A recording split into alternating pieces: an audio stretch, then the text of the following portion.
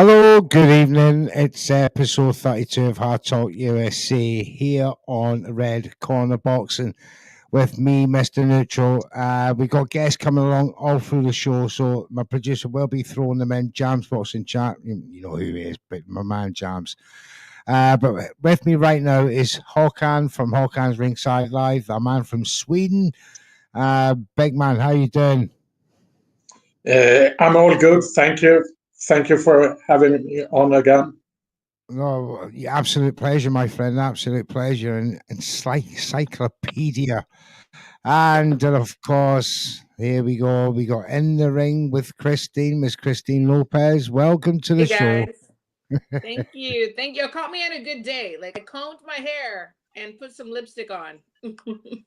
I believe there's you've got maritals to attend to later on. Congratulations to the party involved. We wish them all the best. Thank you. Yes. From Red Corner Boxing. But Christine, you know, we're here to talk about boxing. We had a full stack cards this weekend. We'll start with last night. We'll start with the British card, which again, British boxing was brought into a bit of controversy with some of the refereeing decisions. Severely affected one of the fights. That's called David Adderley and TKV for the British heavyweight title. First and foremost, did you watch the fight? I worked all day yesterday. Actually, we had a tournament that we went to with our amateurs in boxing, but I did see the highlights and I was like taking note of all the controversy and everything else. So I did not actually get to watch the fight. No, unfortunately. Right. So what did you make of it from what you did see? Well, I was just hearing, I mean, it's no surprise. There's a lot of controversy when it comes to judging and the refereeing. And so, I mean, honestly, I have a lot of questions and I want to go back and watch it. One of the things about me is that, yes, I am so in love with all the pros, but then I also have amateurs coming up in my gym. And we had 3 that competed yesterday during the time of the fight. So I had to miss it. Usually Sunday is my catch-up day. So I don't have a real opinion. All I did was hear other opinions, to be quite honest. Well, auspiciously, my mate Ra from Punch Out Boxing has joined us. Ra, welcome. Good evening. Evening, everyone. Good evening. Good evening. There's Håkan and there's Christine from In the Ring with Christine. Now, I was watching you obviously on iBoxing Hub before your show there, the Sunday review show. There was lots to be said about the referee in that fight. So we'll get this fight out of the way. We'll run through the order in a sec real quick because Christine's only got 30 minutes with us. So I want to make this dead quick. You got, Ra, you were pretty critical of the referee. I was critical of the referee to a point. He was a bit busy all night interfering with it and sort of went against the grain when it comes to the knockout. What do you think? Yeah, absolutely. And I'll tell you what, I really don't like the way referees leave things so vague. What I like is what I've seen quite a few American referees do, and that is actually tell the fighters up front, this is how I operate. Yeah. And if something off-key starts to happen in the fight, they go and give a warning in the corner. That's what I want to see more of. So there can't be this afterwards, oh, no, well, the referee did this, that, blah, blah, blah. No. So I really would like to see more of that when the referees before the fight go in the dressing rooms and tell the fighters, like, this is my way of doing things. I strictly don't accept any clinching. And when I say break, you guys better break. And if you try any goofy stuff during the break, you get a warning or a DQ. Or if it's the other way, like, yeah, listen, guys, you guys want to in the clinch go to work, I'll stay out of the way, do what you need to do. I'd like to see more of that. I think that, enough's been said about the referee. I don't know if you caught what I said, that I actually think Barry Smith was being a bit too magnanimous with Team Adelaide. I do suspect that the corner told him, yeah, this is slipping away for us. We're going to need to pull a stunt, because I referenced what Dominic Ingle said on Boxing King Media, where he said that in the case of Ricky Hatton and Hamza Shiraz, they're two fighters that pulled stunts when they knew as the home fighter they're not going to get DQ'd, but the damage will be done. Hatton, years ago, he hit someone low, but he knew he weren't going to get DQ'd in front of his hometown fans. And similarly, Hamza went crazy against Skeet, hit him when he was down and didn't get DQ'd. So I wonder if there's something like that went on. Seems to be a British thing at the minute, you know. Thank you, Ra. We have Sharetta, Chiccn, Metcalf, hashtag IBF, bantamweight champion of the world. Welcome to the show, Mr. Metcalf. Hey, what's going on? Thank you so much for joining us at HardTalk USA with your good friend Christine Lopez. And we want to, it'd be remiss of us not to talk to you about boxing. We don't want to know about what's happening with Sharetta Metcalf right now, with respect, because I'm pretty sure you're fed up with it by now. So we want to get your views on what we saw over the weekend. And let's go to the main event now. Joe Joyce versus Hrgović. Miss Metcalf, did you actually get to watch the fight? I didn't watch it. You haven't watched it. Well, you didn't miss much. All you missed was two beaten guys who, you know, have come back into the limelight, into a big fight in the UK. Let's go to Håkan. Håkan was a pretty poor performance from both from Hrgović, who was supposed to be rated the #1 contender only 2 years ago, and now all of a sudden, you know, has his downfall got to be studied, or are you impressed with that win last night? Because I was not. I wasn't impressed at all with the Hrgović, and Joe Joyce. For me, should retire now after his losses in the last few fights. And but Joe Joyce is standing and saying that he will probably continue the career in the interviews straight after the fight. Maybe he thinks more about it in the coming weeks and comes with another statement, but we have to wait and see what he will do next. Yeah. All right, thanks, Håkan. Let's get that out of the way, the British card, because we got Americans here, and they don't want to talk about British cards. They want to talk about what? We love British boxing, and we're definitely going to go back and watch. It's just the time is like right, you know, just like our time is right smack, I think, in the middle of the night for y'all. And ours, you know, we're like, it's in the middle of the day, and so we have other stuff, but definitely going back. Love British boxing, love everybody over there, definitely.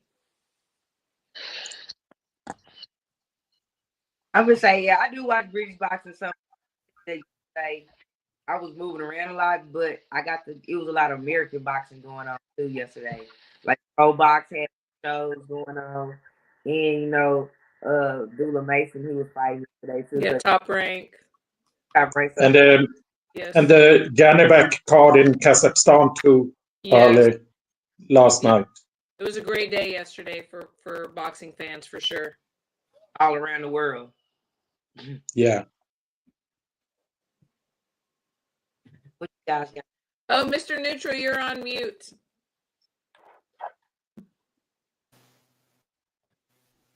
Bloody computer. Right, let's start off with Abdullah Mason, right? I thought that was an outstanding performance myself from Abdullah Mason, because that guy on their ass is no mug. You know, his movement and pressure for a smaller guy against Abdullah Mason, he was outstanding for 3 or 4 rounds, and then Abdullah coming to his own then, would you agree that he's not quite ready for the top 10 yet, but he's on the fringes? Go you first, Sharetta. What I think about Abdullah? Yeah. Oh, I think he's great. Young, he's strong, he's fast. His IQ is very smart. I like how he put his punches together. Like, he don't really throw too many punches for no reason. Like, every punch is intentional and where he put it at. And I like his placement of the punches. Like, I really enjoy watching him. How highly do you rate him? I give him 8. So when he go for the world title, the world champions, that's where you're gonna see it. That's when you'll be able to say, hey, he'll 10 for real, for real. So I give him like a 9. Great. He's good. Thank you, Sharetta. Christine, he's 20 years old.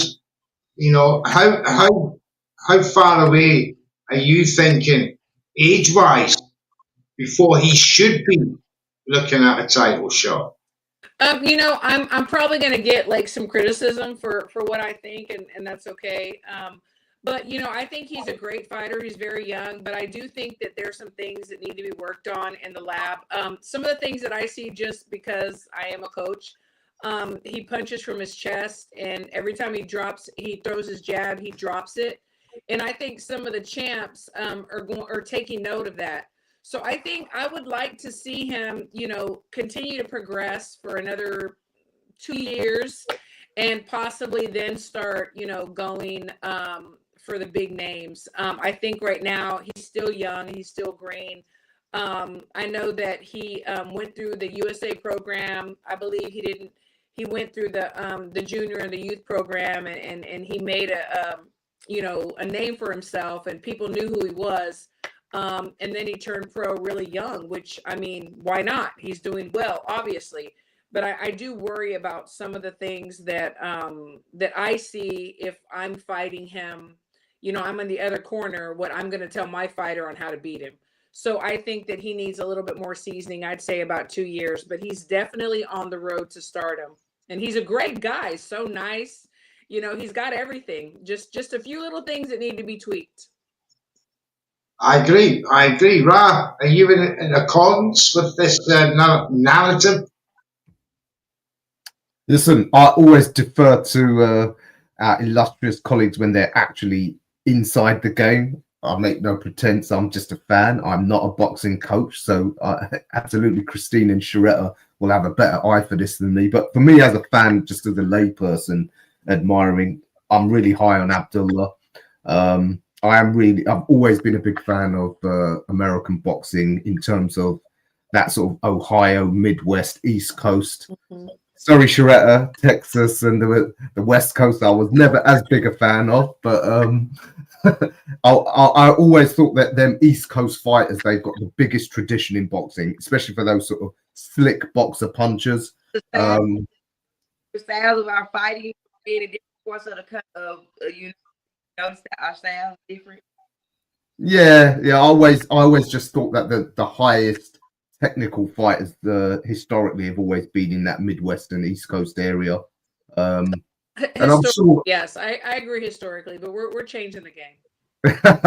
I have no doubts. But that's why I'm really high on Abdullah. I agree with you. I think the really technical fighters will find him out now, but I think he's skillful enough to beat some of the top 10. In particular, I'm thinking someone like William Zepeda, who I think he's just been shown to be so limited. I think any technical boxer will outbox him unless they got some sort of physical flaw, like a stamina problem or whatever.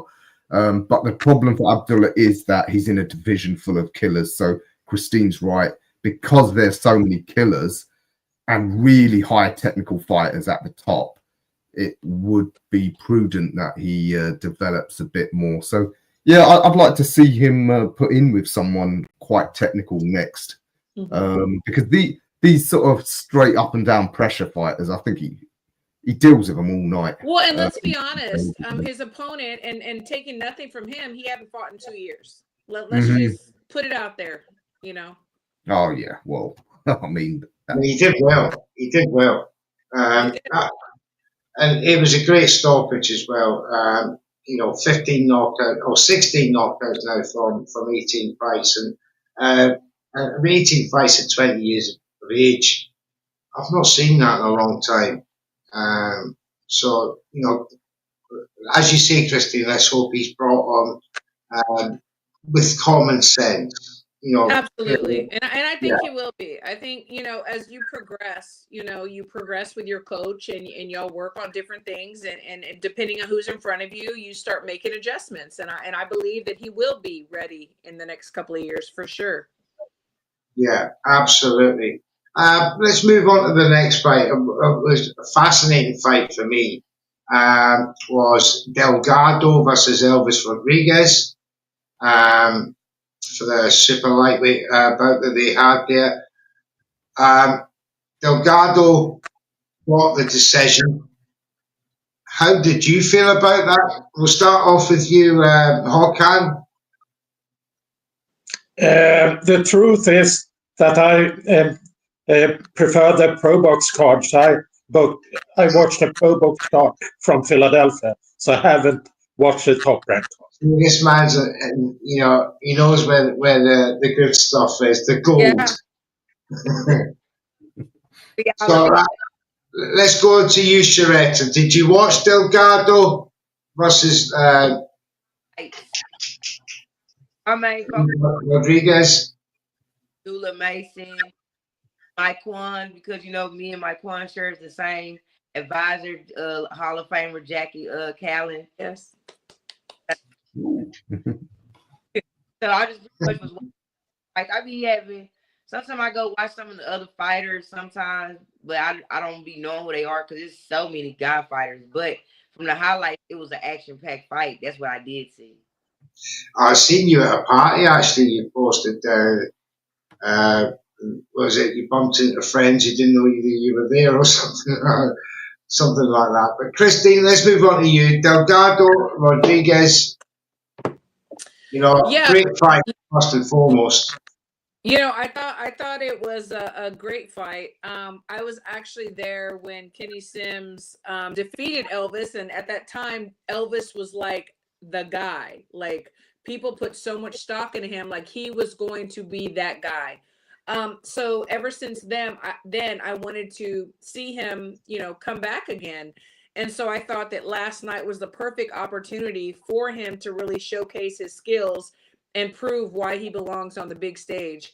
I do believe that Delgado should have gotten an 8 count when he was dropped back and fell back into the ropes, but I do understand why he didn't. I mean, physically, something has to touch the canvas, other than your feet. So I get it. It could go both ways, either way. But I really thought that there should have been an 8 count. And then I could have seen a draw. Not taking anything away from Delgado, he did amazing. There were rounds where Delgado was up and all others where Elvis was like really picking it up and coming back. But I thought it was very entertaining overall. It was a very close fight. Could have gone either way. Like you said, the 10-8. It's a hard call to make with a split second for a referee, I can imagine. He didn't see any part of the body touch the canvas, yet he did see the ropes keep him up. So he's got a very, very hard call to make. Yeah. Yeah. But Ra, if I'm Delgado, would I consider myself a wee bit lucky? Although the punch stats and the combi box stats, I don't read into them too much. I go by the eye test myself. But did you feel that Elvis Rodriguez made that super close anyway without the 10-8? I have to confess, like the ladies, my days of staying up till 4 a.m. to watch fights across the time zones are past. So I haven't caught up on the card yet. I'll be interested to watch it back when I get a chance, because the thing about giving counts when someone falls into the ropes, I mean, like we saw with Fury and Usyk, how much of it is the fighter taking the opportunity to say take a split second rest on the ropes, as opposed to they've been knocked down and the ropes have held them up. So yeah, that one's always a bit of a grey area. I'll be interested to know if which side does the promotion favour, because Dominicans are a small market, Mexicans are a huge market, and it being in the American Southwest, which is where I guess the bulk of the boxing audience in America now is. Does it favour a Mexican fighter in that sense, in terms of the scorecards? I somewhat suspect it does. I don't think Top Rank have ever hidden the fact that that market is very important to them. Yeah, and for the record, I am Mexican, but I definitely choose by, skill. And obviously Elvis is not Mexican, and I thought that he pulled it out, just for the record. Yeah, I mean, I thought Elvis nicked it myself. When I looked at the ref or Delgado after the fight, it was actually Elvis who raised his arm in triumph first and climbed the ropes. And then sort of Delgado, for me, I don't know whether he'd been prompted by his corner, was a bit delayed and then raised his arm and was nodding and all the rest of it. It's like, oh, that's a bit too late, mate. Did you really feel that you won that? I wasn't convinced. I thought Rodriguez nicked it myself, but I understood due to what judges would perceive as effective aggression, because Delgado was on the front foot for most of the fight, and by CompuBox he'd thrown no punches. But I go back to I thought his counter punches was outstanding, Rodriguez, against Delgado. But having said that, it was super close. And yeah, it was a great fight, and both will move on to bigger and better things. Let's move on to Richard Torres now against Guido Vianello of the United States, former of Italy. Big tall guy, 6'6", and an incredible, a messy fight. I thought it was. I thought the big guy was denying Richard his game, which, to be fair, he should do, because Richard was coming in like a bull, trying to land big lefts, overhand rights. A bit messy, but the underlying question is he good enough now, do you think, after that performance, to attract a big fight yet, or is he somewhere away yet? Let's start with you, Håkan. As I said, I didn't watch the Top Rank card, so I can't not say too much. You've not even watched that. Christine. Christine, help me out. Richard Torres, some would consider him America's best heavyweight right now. It's a bit like that for me. After last night, I was a big fan of his. What do you think? I mean, we definitely here in the U.S. we need a heavyweight champion. We do. And I think Richard Torres is doing extremely well. It's so funny because Guido made him look really short, and he's like 6'1", I guess. But I guess for the heavyweights, that is short. I thought the performance, there were moments when it was a little sloppy. I think that they have to go back to the lab and kind of figure some things out. But overall, definitely Richard did win. And I know that there was talk after that about Jared Anderson, who is another, American heavyweight. Because let's face it, we need a hero. We need somebody that's going to represent the heavyweight division. And I mean, the heavyweights are very exciting.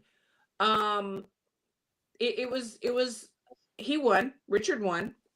But I definitely think that also he has to go back to the lab and figure out, some things. There is also another heavyweight coming up. Joshua Edwards was just signed by Golden Boy. He is an Olympian, coming off of Team USA. So I think his name is also going to be thrown into the pot very soon. And very soon you're going to see what he's doing.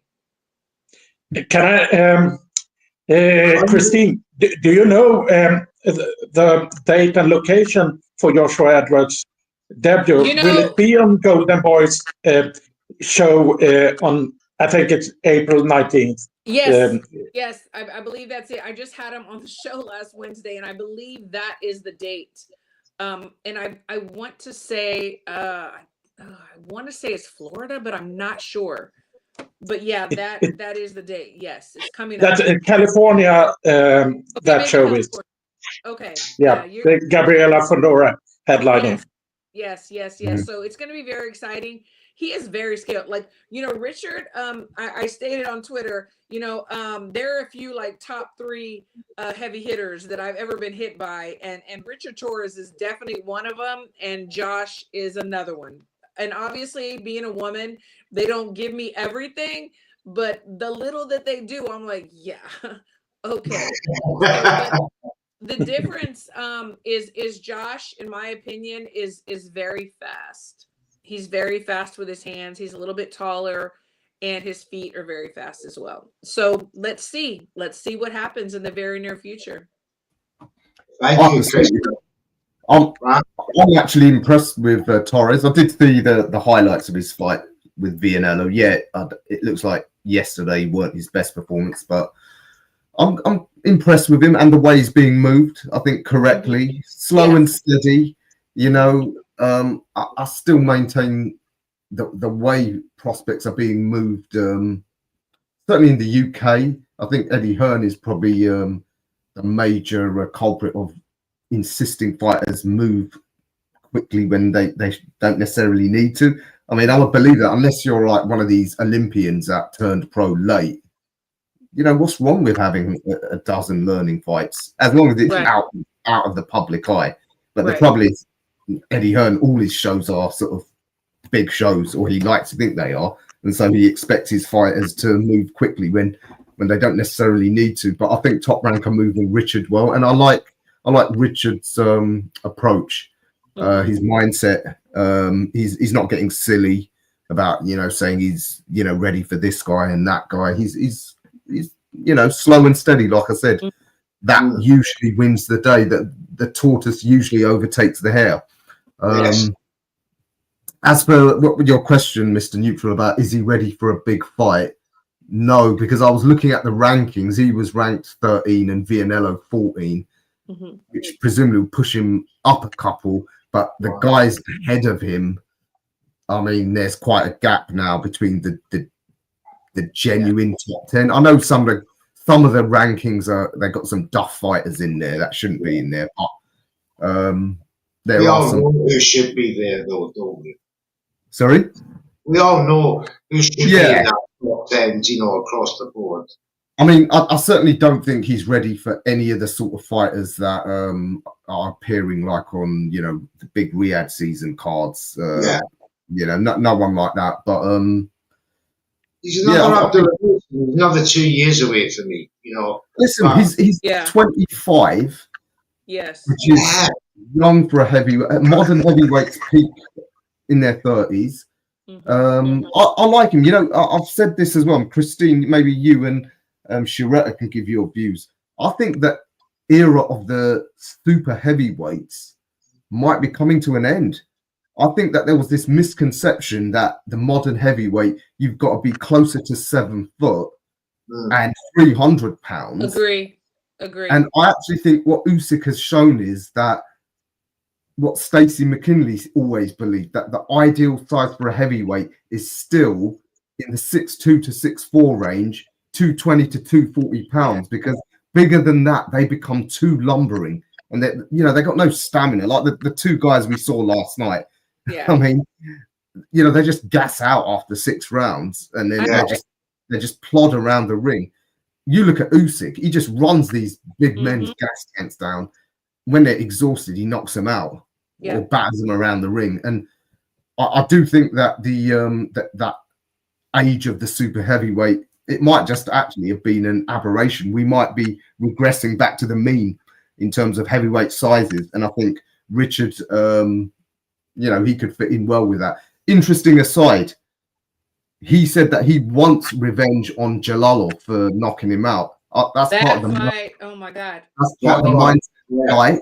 And based on what I've heard, Jalalov, how he looked in Kazakhstan, as pros, Richard might now be ahead of him. Did you? So- I agree. I watched the. Sorry. No. Go ahead, please. I watched the full main card from Astana, Kazakhstan, and I watched Jalalov fight, and I wasn't impressed at all. He should have taken out Hulk in the third or fourth round, but it went to points. He won the fight clearly, but it wasn't impressive. I have Richard Torres ahead of Jalalov right now. I think Jalalov, that he went to the Olympics, hasn't been good for his career in the pro. That he had a break from his pro career. I will say this. I don't know. It's out there somewhere in the universe, but I would really love for y'all to go and watch. I believe it was 2022, 2023, when Joshua Edwards, our Olympian, fought Jalalov and definitely should have gotten the nod on his hand raised. He tore him up. He tore his body up. He outboxed him. He was faster. He made him look like not who he was. So I will go on record to say he should have won. And we have a new kid on the block, a new heavyweight, and I really want y'all to watch out for him, Joshua Edwards, because he did some work on him for sure. Was that the championships in India? No, it was in Bulgaria actually. Bulgaria. Jalalov, IBA, Joshua Edwards. more. Yes, You we know, did not get our hand raised. I mean, he is the Olympian. He was a gold medalist. There's always politics to play. Yeah. But just watching and not knowing the background, Josh definitely won. Sharetta, are you still with us, dear? She might have lost connection. Oh, that's a good. But before you go, Christy, you know, oh, look at that. That's from Jams. Before you leave us, Coach Christy, how is Ray Jack looking in the gym at this moment? You know, I love Ray because honestly, like he does anything that I ask him to do. The first time he came, I said, look, you have got to get conditioned. Go run, go swim, get on the bike, do everything. That's the first thing before I start teaching you boxing, because he said it before. I'm not putting it out there. He had never put on a pair of boxing gloves before in his life, and he had never hit a bag before. Okay. So I do have a challenge. I just want everybody to know I have quite a challenge, although he is doing everything that I ask him to do. So he's looking fine. He's punching fine. He also, you know, sometimes has to go to work instead of come to see me, which I understand. He's got a family. So, but I'm going to do the very best I can. I told Sean, it was funny. I did a little video. I don't know if everybody saw it on X. Yes. Because there was an interview, and he didn't realize, you know, whatever. So I kind of called him out a little bit, and he FaceTimed me immediately. And I told him, you know, that I'm doing the very best that I can. He understands the situation, and we're gonna have some fun in Vegas in May. Absolutely. And look, you know, whatever people think he is on Twitter, you know, when you meet him in real life, they're not the same, you know, not quite who people are making them out to be. He's a dead nice guy. I spoke to him myself. He is. And I'll just say really quick, I want to of course. my very first job to any of my boxers, any of them, from the top to the bottom to the middle to the whatever level, my first job is to protect them, to give them all the tools so that they are safe. That is my first responsibility, period. On that note, Miss Christine Lopez from In the Ring with Christine, I want to thank you for joining us direct on the boxing. Please give Chiccn Metcalf our utmost thanks for joining us. Absolutely. Have a great evening. Thank you. Thank you, darling. Take care. Bye-bye. And if you haven't already subscribed to In the Ring with Christine, make sure you go and check them out on YouTube, guys, and give them a like and subscribe. Now, gentlemen, What else did we witness this weekend that you want to highlight before we end the show? I'll start off with you, Håkan. Your highlight of the weekend and what impressed you the most? My highlight of the weekend is the top rank co-promotion card in Astana, Kazakhstan. To see Janibek impressed again. That was my highlight of this weekend, and it was a few good fights on that card, and I'm glad to see that he got a homecoming in Kazakhstan that we didn't see from Golovkin. Golovkin didn't get it, and it was a fantastic atmosphere in Astana, and I enjoyed the show very much, not just the main event. So fair play to Top Rank and the co-promotion out there in Kazakhstan to put up a very good show. So that Absolutely. was my highlight. And regarding Janibek, that KO was fantastic. And let's see if he will unify next with some of the other champions. But Janibek is the man in the division by far. I mean, that knockout will certainly have the rest of the division on notice. You know, just going on from just bring Ra into that equation. You must have been similarly impressed with that knockout. The way he dispatched his opponent last night. Ra, what do you want to see from Janibek next? Oh, got to be Adames. Got to be. Yeah, I was very impressed. In fact, and by the way, Håkan, good choice as a highlight of the weekend. I was actually originally planning on going to Astana, Kazakhstan. You know me, I love a little boxing adventure in some exotic location. The only reason I didn't is because my friends at TM14 Promotions had the Battle of the Bridge show at Stamford Bridge, the first boxing show at the football club. So I guess that was my highlight because, you know, I like to be ringside. But yeah, Janibek, I thought Ngamiseng would give him problems. I thought he would, you know, he'd be a tricky guy because I saw him in Wrocław. He fought on the Dubois v Usyk undercard in Poland. And he beat the hometown favourite there, and he looked good. And I thought he was going to give Janibek a lot of problems. I went as far as to say I thought we could go the distance and maybe get shafted on the scorecards. But as it turns out, give Janibek credit, he ran straight through him. With this supposed PBC-TR alliance, I guess Adames makes sense for the next fight for both of them. I mean, where else are they going to go? There's no one else at middleweight worth fighting for either of them. So get that one done.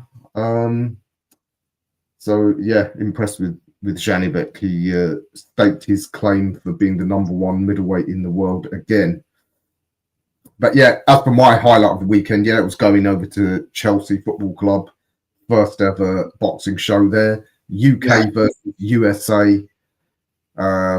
Team USA, of course, led by Roy Jones Jr.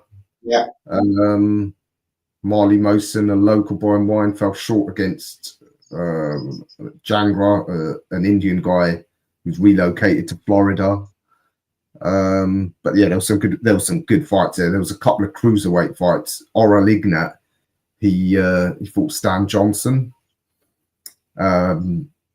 Two unbeaten prospects with a lot of knockouts. You might remember Ignat was the guy who beat Scott Forrest, starring Mr. Neutral, your countryman. Yes, don't be Remy. All right, enough of that. He looks an interesting fighter. He's from Moldova, based out of Peacock Gym. And the other cruiserweight fight was Lucas Rurik, George Groves' kid, who I think is quickly becoming a rival to Moses Atoma as the most prodigious young talent in the country. Come on. So yeah, two cruiserweights. How did the finish? Did US or UK won the card? UK won. 4 points to 3. In the end, it was Arnie Dawson's knockout win, a 30-second knockout that gave him the extra point that swayed it for the UK. Right. What was the there was an issue over the changing rooms at Stamford Bridge because it was in the courts. I don't know. I arrived late. Right. Jack Hughes was on that card. Yeah. Flyweight, part of our group chat, boxing, and he was keeping us updated. And saying, there's an issue with there's no way, to change. There's all kinds of people arguing at the event and that, and actually it went offline. Oh, really? Yeah, for a wee while. So they had to reschedule, reschedule the lineup. But it was a good wee event. I enjoyed it. I enjoyed the comedy. We did a watch along for it on Recon, and it was a pretty enjoyable event, I have to say. But a great weekend in boxing. But we're going to leave it there, gentlemen. It's a short show tonight. I'm absolutely shattered from this weekend's boxing. Stayed up until silly o'clock in the morning. So, with a big up you guys for coming in. Hawkham Ringside Live. Check them out on X. Punch Out Boxing, Ra Hawkham on X, YouTube, all the platforms. Please give them a like and a subscribe and a follow, most importantly. And of course, us. We don't do this for nothing. But we do actually. That's a lie. We all do it for nothing. None of us make any money on this game. But that's a pipe dream. Thank you, gentlemen. We want to express our gratitude to Chiccn Metcalf and Miss Cristina Lopez for joining us tonight. Sorry we couldn't get Tiara Brown. She was otherwise engaged, being brilliant and being awarded all kinds of titles and citizen commendations. Great stuff from her. This has been episode 32 of HardTalk USA. Join us next week for more news, topics, reviews. Because next week, Boots and Stan Jonas is fighting for a couple of belts, I believe. So, join us next week, Sunday, for now. But it's goodbye from us. Cheers.